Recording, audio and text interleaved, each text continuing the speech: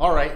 I was nominated by Hiltop Hiker um, to do the 5 things that you don't know about me challenge. Let's get this thing going. Okay, first thing that you don't know about me. When I was a kid, my grandfather used to talk to me and show me things. I remember being troubled one time. I don't know what was troubling me at the time, but he showed me how to go get a little stick. You find a little stick, and he gave me a little pocket knife, and we shaved off all of the bark off of it, and we made both ends of it rounded, and he made sure that I didn't scrape it nice and smooth. I just scraped off the bark. That was basically it. So it was a rough little stick. And my grandpa would tell me, boy, if you're ever troubled, you make one of these, you keep it in your pocket. Just a short little stick. And whenever you got a problem, you just get it and just start rubbing it like this. You just rub it. And throughout the day or hour or weeks, whatever it took,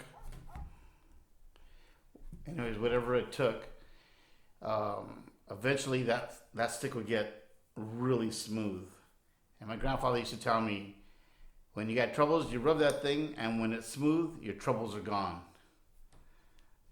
Seems kind of like a funny thing to do, but I still do that to this very day. If I have troubles, if I'm troubled in any ways, if you ever see me with a little stick and I'm rubbing it like this, it's probably gotten dirty from all of the rubbing, but it's very smooth. And it actually works. So that's one thing you don't know about me. Second thing you don't know about me is when we're out hiking and we come across a cave. We'll hike up to the cave and I'll stand on the outside. I do not go inside of caves. When I was a kid, we used to have an empty field at the end of our block, and a few of us kids, we'd go on over there with our picks and shovels and we'd dig holes, and basically they were like rat tunnels. So we'd crawl underneath there, and they'd be real skinny, and we'd be back there digging out the dirt and scooting it out when we backed out. And we'd make them about 10 foot in maybe, and then we'd make a bigger room. And one day when we were tunneling like that, one of the tunnels caved in on me. And I was basically buried alive there for a little bit. My friends started dragging me by the feet, started pulling me out, and if it wasn't for them, I wouldn't be here today. It's because of that I don't go inside of caves or tunnels. If I can avoid it, you won't catch me in one. I'd much prefer to just sit outside and wait. Number 3, I don't like regular sports. Baseball, it's a typical sport. It's fun to play, boring to watch. Football, not much sense watching 300-pound guys suited up in their protective pads and stuff and helmets and mouthpieces, lining up on the line like this, going and then you walk back. That's all football is to me. Boring. I like the non-traditional sports. I love bicycle racing, road racing, criteriums, velodrome. The Tour de France is on right now. It's one of my favorite times of the year. I also love ping pong. I love to watch professional ping pong. Their reaction times are so amazingly quick. I also like fencing. I actually looked into fencing, saber or foil. It's a very expensive sport. And I found out I'm too old and too fat. And it's too much money just to be a target. But it's a great sport to watch. Very quick, very precise. I also race go-karts.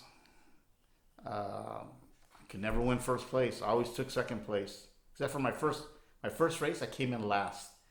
They damn near lapped me. I didn't know that my motor wasn't bored out like everybody else's. So once I got that straightened out, I took second place every race. There was one guy I just couldn't beat. He was just too smooth. Let's see. That was 3, 4. Number 4 on my list is fishing. I fish almost every day.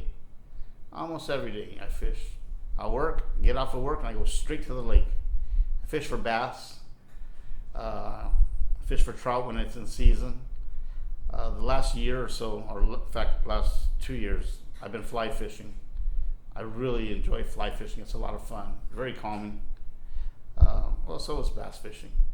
I don't keep anything I catch. I throw everything back, unless I'm specifically looking to catch some trout to eat. At that point, I will keep them. 5. I worked as a magician. I took a magic after seeing a friend of mine do a secret trick, and was just fascinated and just dove right into it. Ended up being a member of the Magic Castle over in Hollywood. There's only 2 clubs like that, 2 private magic clubs. One in Hollywood, one of them in London. And you have to try out to be part of it. So the rules are you have to show up and and be prepared for a 15-minute magic act. And you sit in front of a table of 6 professional magicians, and they critique you. They're those who judge you. So I show up at the Magic Castle that night. I show up, and there's probably 20 of us. And we're all downstairs in this little English pub that they have down there. And we're waiting our turn. And one of the gentlemen would call us by name and say, okay, follow me. And then you take off and you walk to this room where the magicians were sitting at, with the 6 guys. And you'd introduce yourself, and then they said, okay, you're on. So I got up there, and I started with my first trick. I started doing it, and within probably 2 or 3 moves, they told me, okay, that's it, we'll see you later. That's enough. I go, wait a minute, I'm building up to something. I haven't even done a trick yet. And he goes, that's all right, we've seen enough, see you later. I was so upset. So there I go back downstairs with everybody else. And as they filter through everybody, I sat there and we were having drinks. And at the end, when everyone was done, the guy comes up with his little clipboard, and he starts calling people by name. My name wasn't on that list, fortunately, unfortunately, however it works. Anyways, he comes up and then he goes, okay, follow me, guys. And he took like 15 guys with him. There's only like 5 guys left downstairs. So he takes them out and who knows where. And then he comes back and he goes, well, now that they're gone, welcome to the Magic Castle, you all made it. And I couldn't believe it. I couldn't believe it. I went, I'd gone straight up to the 6 magicians who were judging us, and I asked them, how did I make it? You stopped me within maybe 40 seconds of my act. And he says, because we had seen enough. We know that you know what you're doing. You were very good. You're very smooth. And if it had gone 15 minutes, that means that you didn't show us anything. You showed us a lot of professional moves, so you were in. Oh God, I was so happy. Anyways, I'd go there. We'd be there all the time. We'd go there probably 2-3 times a week. And downstairs, they have rooms that you can do magic in. And every time I'd go, I would fill up the room. People would be buying me drinks. It was pretty cool. I got pretty popular around there. I got to hang around the likes of Di Vernon, Yoshida, Johnny Platt. We used to actually take Johnny Platt home at the end of the night. He's famous for cups and balls. Di Vernon is known as the professor of magic. Look him up. Those probably names that you don't know. They're older gentlemen. They're all gone by now. But those are the 5 things that you didn't know about me. I hope it's been entertaining. Thank you very much to Hiltop Hiker for suggesting me for this. And for my 3 people, I would like to see. Who would I like to see? You know what? I'd like to see Eric Camacho. I would like to see him. He's a pretty interesting guy. I think that you guys you would enjoy watching his stuff. He's a very strong hiker, very strong hiker. That guy can go anywhere. Who else? Donnie Milligan from Arizona. I'm tagging you there, buddy.